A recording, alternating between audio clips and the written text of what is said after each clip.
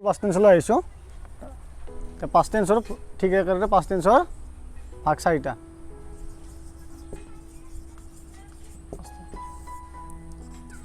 एक number simple past tense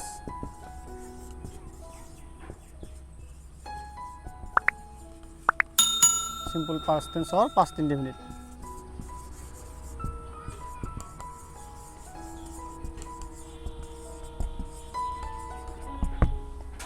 यार structure तो हल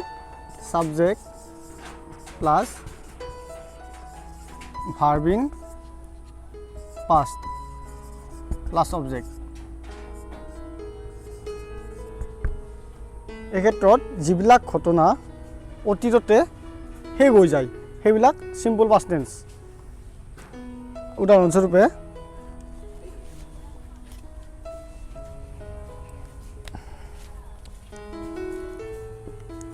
रामे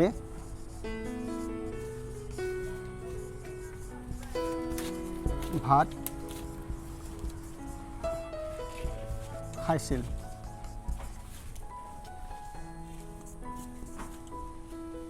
ইয়াত সাবজেক্ট হ'ব ৰাম মেইন ভাৰ্ব খাইছিল তে ভাৰ্বৰ পাষ্ট টেন্স আমি ইয়াত লিখিব লাগিব খোৱাৰ ইংৰাজী ইট গতিকে ইটৰ past tense ate Ram ate আৰু ফাৰ্লে ৰাইচ ইয়াত আমি সময়টো উল্লেখ কৰিব পাৰোঁ যেনে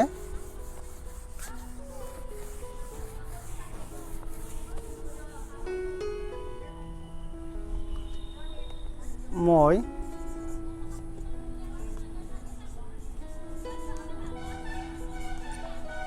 যোৱা বছৰ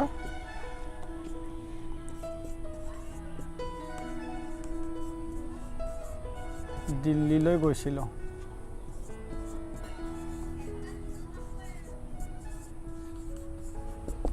ইয়াত সাবজেক্ট হ'ব মই গতিকে এইটো আই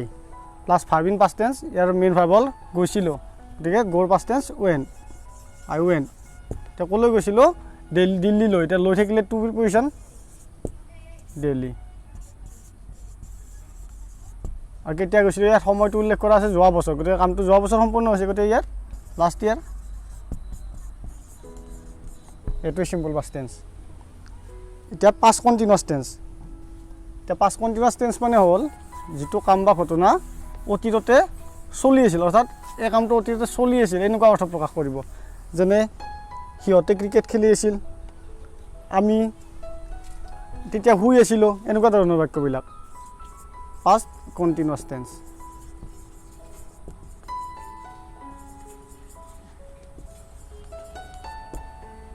এতিয়া পাষ্ট মানে হ'ল অতীতকাল অতীত আৰু কণ্টিনিউৱাছ মানে চলি থকা তাৰমানে যিবিলাক যিটো কাম বা ঘটনা অতীতত চলি আছিল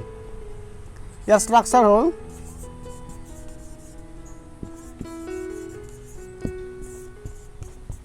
সাবজেক্ট প্লাছ যেনেকৈ মানে প্ৰেজেণ্ট কণ্টিনিউৱাছ টেন্সত সাবজেক্টৰ পিছত এমিজাৰ বিভাৰ্ব লাগিছিল ঠিক তেনেকৈ পাষ্ট কণ্টিনিউৱাছৰ ক্ষেত্ৰত ৱাজ ৱে লাগিব ৱাজ বা ৱেৰ প্লাছ মেইন ভাৰ্ব প্লাছ আই এন জি প্লাছ অবজেক্ট আমি উদাহৰণস্বৰূপে অসমীয়া বাক্য এটা লৈছোঁ সিহঁতে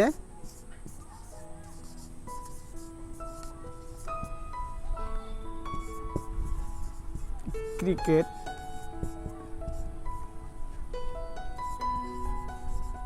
খেলি আছিল ইয়াত সাবজেক্ট হ'ব সিহঁত সিহঁত হ'লে দে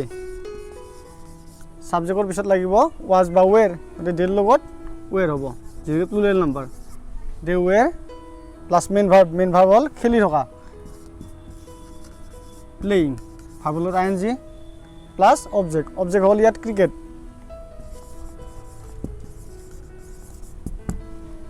they were playing cricket এটা পাষ্ট কণ্টিনিউৱাছ টেন্স এতিয়া পাষ্ট পাৰফেক্ট টেন্সলৈ আহিছোঁ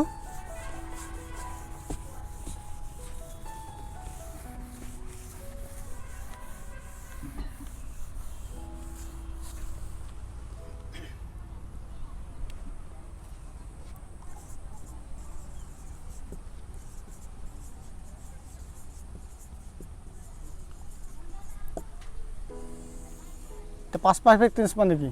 পাষ্ট পাৰফেক্ট টেন্সত অতীতৰ দুটা ঘটনা একেলগে শেষ হৈ যোৱাৰ অৰ্থ প্ৰকাশ কৰে এটাৰ পিছত আনটো ইয়াত আমি লিখি ল'ব যে অতীতত শেষ হৈ যোৱা দুটা ঘটনাৰ ভিতৰত যিটো ঘটনা প্ৰথমতে সংঘটিত হয় সেইটো পাষ্ট পাৰফেক্ট টেন্সত লিখিব লাগে আৰু যিটো ঘটনা তাৰ পিছত সংঘটিত হ'ব সেইটো সিম্পল পাষ্ট ইয়াৰ আগতে ষ্ট্ৰাকচাৰটো লিখি দিছোঁ structure subject plus head plus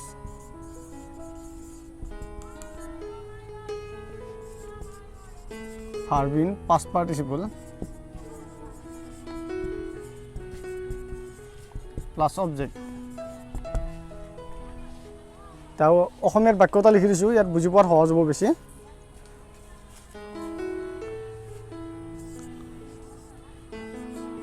দেউতা অহাৰ আগতে মা গৈছিল এই বাক্যটোত দুটা ঘটনা হৈছে প্ৰথমটো এটা হ'ল দেউতা অহা আৰু পিছৰ হ'ল মা যোৱা ইয়াৰ কোনটো কাম আগত হৈছে এতিয়া দেউতা অহাৰ আগতে মা গৈছিল গতিকে মা যোৱা ঘটনাটো এই ঘটনাতকৈ আগত হৈছে গতিকে এইটো হ'ব এইটো আমি পাষ্ট পাৰফেক্ট টেন্সৰ বাক্যখনটোত লিখিব লাগিব ইয়াৰ ছাবজেক্ট হ'ল মা গতিকে মাদাৰ আমি এইটো ষ্ট্ৰাকচাৰ দিম মাদাৰ এইটো ছাবজেক্ট প্লাছ হেড মাদাৰ had verb in past participle ইয়াত মেইন ভাৰ্ব হ'ল গৈছিল গতিকে গ'ৰ past participle gone go and gone মাদাৰ হেড গান এতিয়া আগতে যেতিয়া শব্দ থাকিব আগতে থাকিলে আমি বিফৰ লিখিব লাগিব বিফৰ মানে আগত কেতিয়াৰ আগত গৈছিল যে দেউতা অহাৰ আগত গৈছিল এতিয়া দেউতা অহাটো এই ঘটনাটোৰ পিছত হৈছে গতিকে এই বাক্যটো আমি চিম্পল পাষ্ট টেন্সত লিখিব লাগিব ফাদাৰ ফাৰ্ষ্ট টেন্সত চিম্পল পাষ্ট টেন্সৰ বাক্য গঠন subject plus verb in past tense main verb হ'ল অহা গতিকে অহাৰ যে কামৰ পাষ্ট টেন্স কেম এইটো পাষ্ট পাৰফেক্ট টেন্স আৰু মই আকৌ এটা উদাহৰণ লিখি দিছোঁ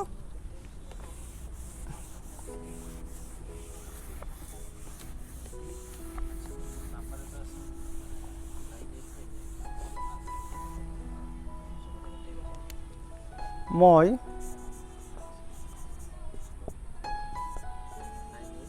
ষ্টেচন গৈ পোৱাৰ আগত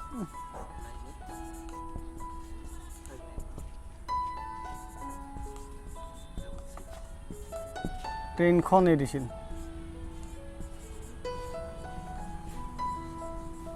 ট্ৰেইনখন এৰিছিল এই ক্ষেত্ৰত এতিয়া কোনটো ঘটনা আগত হৈছে যে মই ষ্টেচন গৈ পোৱাৰ আগত ট্ৰেইনখন এৰিছিল ট্ৰেইনখন এৰা এই ঘটনাটো আগতে হৈছে গতিকে ট্ৰেইনখন হ'লে the train subject the train আৰু এই ঘটনাটো আমি পাষ্ট পাৰফেক্টত লিখিব লাগিব the train plus had had এটা ইয়াৰ ইংৰাজী হ'ল লিভ লিভৰ past participle left the train had left এতিয়া কেতিয়াৰ আগত যে এটা আগত আছে গোটেই বিফৰ আৰু মই ষ্টেচন গৈ পোৱাৰ আগত আৰু এই ঘটনাটো আমি চিম্পল পাষ্টত লিখিব লাগিব ইয়াৰ ছাবজেক্ট হ'ল মই গতিকে আই আৰু মেইন ভাৰ্ব হ'ল গৈ পোৱা এতিয়া গৈ পোৱাৰ ইংৰাজী ৰিচ আৰু মেইন ভাৰ্ব হ'ব ৰিচটো পাষ্ট টেন্সত লিখিম আমি before I reach station reach the station এইটো এতিয়া আহিলোঁ পাষ্ট পাৰফেক্ট টেন্সলৈ পাষ্ট পাৰফেক্ট কণ্টিনিউৱাছ টেন্স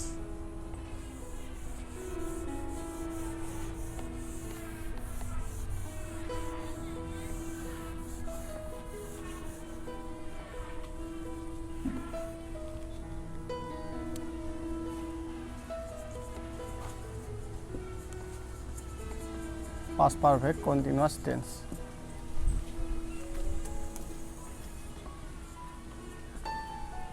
তে past perfect continuous tense মানে হল যিটো কাম বা ঘটনা অতীততে বহু সময় ধৰি আন এটা ঘটনাৰ আগলৈকে চলি থাকে অৰ্থাৎ কামটো বহু সময় ধৰি চলি থাকিব কিন্তু কেতিয়ালৈকে আন এটা ঘটনাৰ আগলৈকে তাৰমানে এই ক্ষেত্ৰত দুটা কামে অতীতত সম্পূৰ্ণ হৈ যাব মই ষ্ট্ৰাকচাৰটো লিখি দি অসমীয়াত বাক্যটো বুজাই দিম structure subject plus had plus been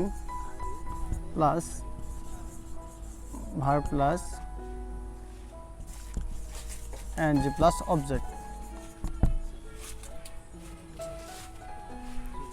মই বাক্য এটা লৈছোঁ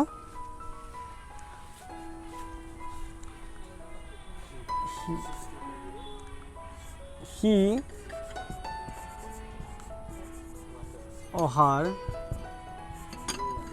অহাৰ আগত মই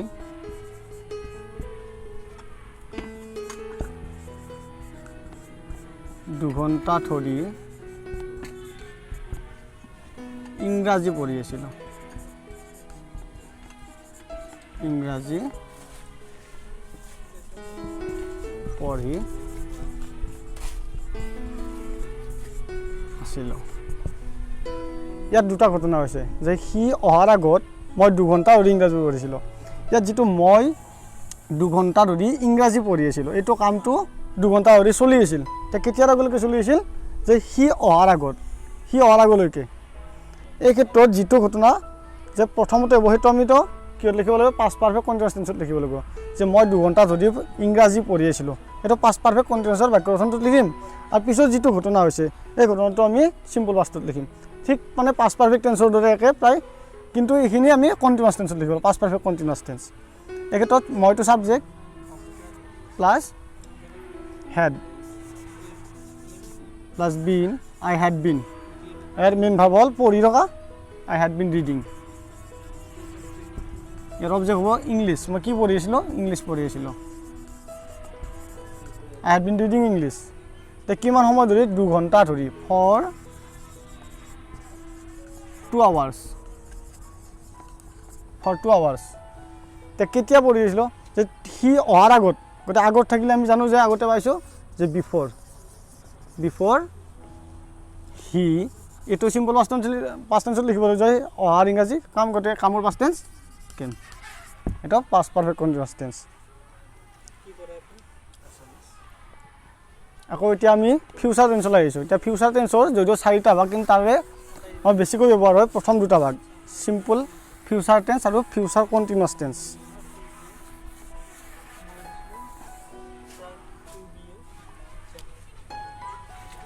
এক নম্বৰটো লিখি দিছোঁ simple future tense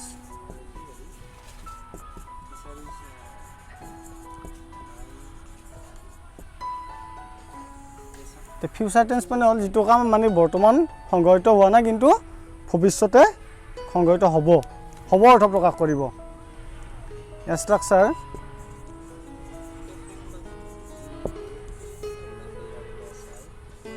subject plus shall বা will plus main verb plus object এইটো এটা কামটো এটা বৰ্তমান হোৱা নাই কিন্তু ভৱিষ্যতে হ'ব যেনে আমি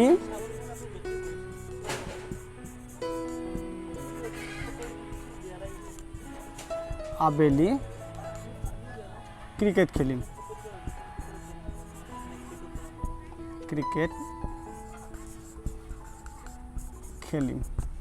এই ক্ষেত্ৰে আমি আবেলি ক্ৰিকেট খেলিম এই কামটো বৰ্তমান সংঘটিত হোৱা নাই কিন্তু এইটো আবেলি সংঘটিত হ'ব গতিকে এইটো হ'ল ভৱিষ্যৎকালৰ বাক্য এই ক্ষেত্ৰত আমিটো হ'ব সাবজেক্ট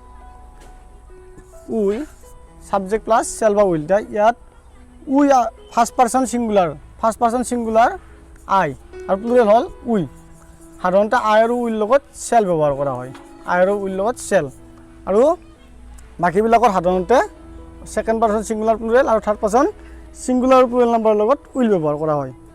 গতিকে উই shall plus verb main verb হ'ল ইয়াত খেলিম প্লে এটা অবজেক্ট হ'ব যে আমি কি খেলিম ক্রিকেট খেলিম উই শ্যাল প্লে ক্রিকেট আবেলি ইন দ্য ইভিনিং এইটো সিম্পল ফিউচার টেন্স এতিয়া এইটো future continuous tense future continuous টেন্সৰো বাক্য গঠন আছে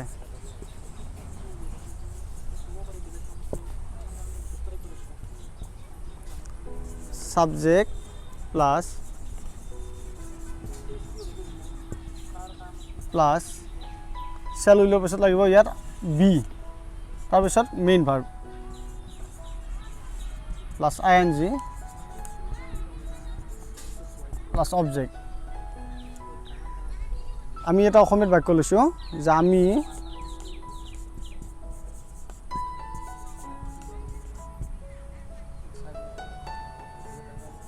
আবেলি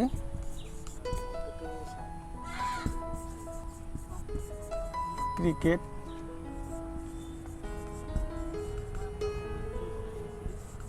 খেলি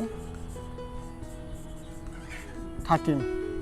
ইয়াত কামটো আমি আবেলিয়ে ক্রিকেট খেলি থাকিম তাৰমানে আবেলিয়ে কামটো চলি থাকিব বৰ্তমানলৈ কামটো হোৱা নাই কিন্তু আবেলিয়ে কামটো চলি থাকিব ইয়াত খেলি থাকিম মানে কামটো চলি থাকিব আবেলি যদি খেলিম থাকিলে কি হ'ল হয় যেটো সিম্পল ফিউচাৰ টেন্স হ'ল হয় কিন্তু এটো খেলি থাকিম বস্তু মানে কি কামটো চলি থাকিব গতে এটো ফিউচাৰ কন্টিনিউয়াস টেন্স এই ক্ষেত্ৰত আমিটো সাবজেক্ট উই আৰু উইৰ লগত কি হ'ব যে চেল হ'ব আমি আগতে পাইছোঁ তো বাটো যদি আমি সাবজেক্টটো যদি বেলেগ দিওঁ যে হিয়ত দিব পাৰো আমি হিয়ত হলে ইয়াত দে হ'ব দে হলে ইয়াত চেল নালাগে আমাক উইল লাগিব দে উইল প্লাস চেলৰ পিছত বি দে উইল বি তাৰ মেইন ভাৰ্ব হ'ল খেলি থকা গতিকে প্লে মেইন ভাৰ্বৰ লগত আইএনজি লাগিব দে উইল বি প্লেয়িং এতিয়া কি খেলিম আমি ক্ৰিকেট হ'ল ইয়াৰ object they will be playing cricket আৰু আবেলি আছে ইন দ্য ইভিনিং এটা হ'ল ফিউচাৰ কন্টিনিউয়াস টেন্স এটা সাধাৰণতে টেন্সৰ আমাৰ এই 10টা ভাগৰ বেছি ব্যৱহাৰ হয় এই প্ৰেজেন্ট টেন্সৰ 4টা পাষ্ট টেন্সৰ 4টা আৰু ফিউচাৰ টেন্সৰ সিম্পল ফিউচাৰ আৰু ফিউচাৰ কন্টিনিউয়াছটোৰ বেছিকৈ ব্যৱহাৰ হয় যদি মানে ফিউচাৰ পাৰফেক্ট আৰু ফিউচাৰ পাৰফেক্ট কন্টিনিউয়াছ টেন্সটো প্ৰয়োজন হয় তেতিয়াহ'লে পিছৰ ক্লাছত আমি ইয়াৰ বিষয়ে আলোচনা কৰিম আজিলৈ এইখিনিয়ে ধন্যবাদ